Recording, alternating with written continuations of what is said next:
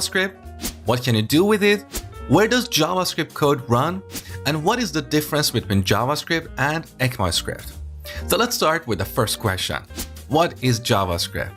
JavaScript is one of the most popular and widely used programming languages in the world right now.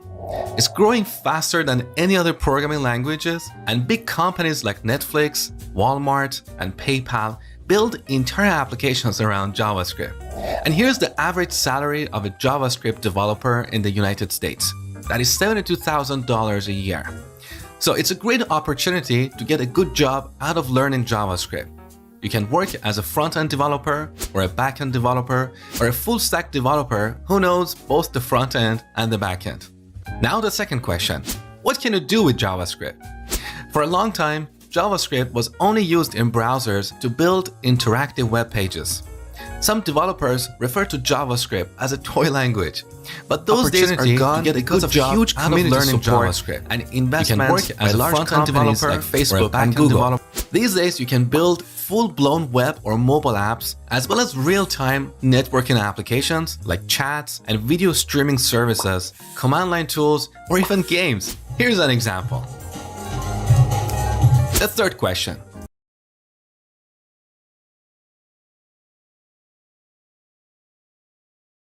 Do you want to be a certified Python developer? Here's your chance to learn basics of Python and get a free certificate.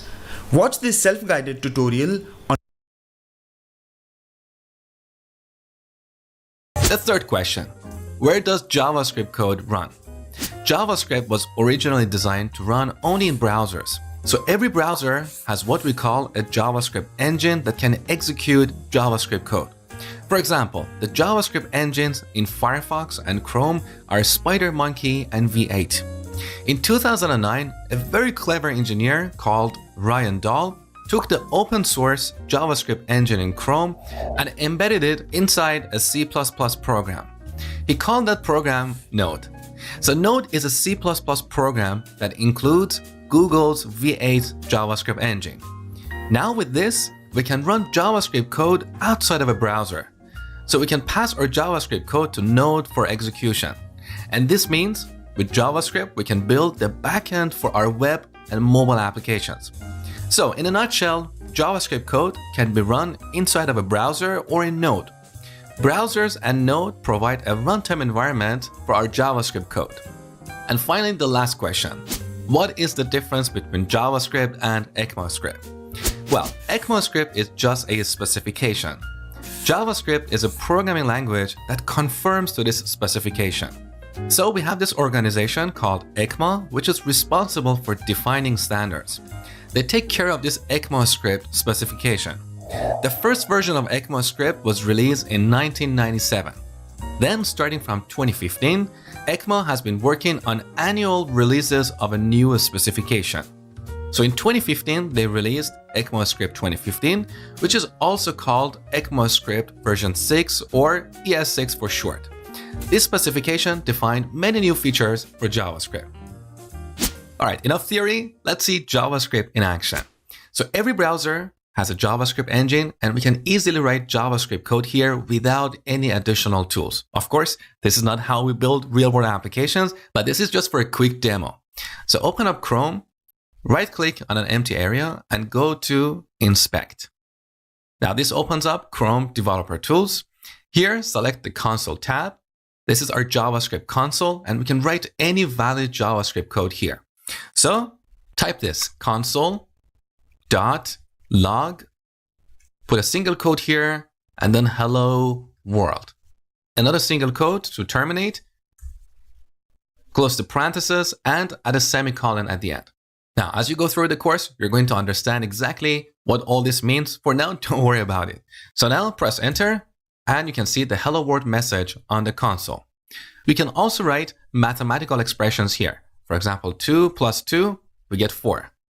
Or we can do something like this. Alert, parentheses, single quote, yo. Enter, and here's an alert.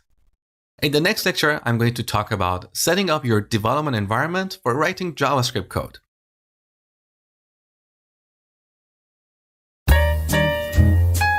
In order to write JavaScript code, you need a code editor.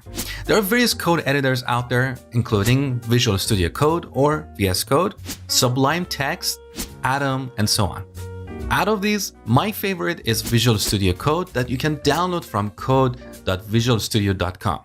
It's a very simple, lightweight, cross-platform, and powerful editor. So if you don't have Visual Studio Code on your machine, go ahead and download it. The other thing I want you to install is Node. You can download Node from nodejs.org.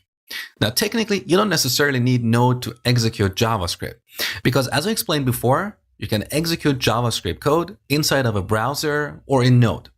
But it's good to have Node on your machine because we use that to install third-party libraries. And also, later in this section, I'm going to show you a preview of Node. So, pause the video now and download Visual Studio Code as well as Node. Once you're done, come back, continue watching. All right, now I want you to create a new folder. Call that JS-Basics. The name doesn't really matter. We just want to have a folder for writing all the code in this course. Now, drag and drop this folder into Visual Studio Code. Okay, we've got this folder open. Let's add a new file here, index.html. Now, you don't really need to know HTML in order to take this course, but if you want to be a front-end developer, you should know your HTML well. Now, in this file, I want you to type an exclamation mark and then press tab. This generates some basic HTML boilerplate. We don't really care about any of this code here. We're going to use this as a host for our JavaScript code. You're going to see that in the next lecture. So save the changes. Now open the extensions tab here. Here in this box, search for live server. So live server is a very lightweight web server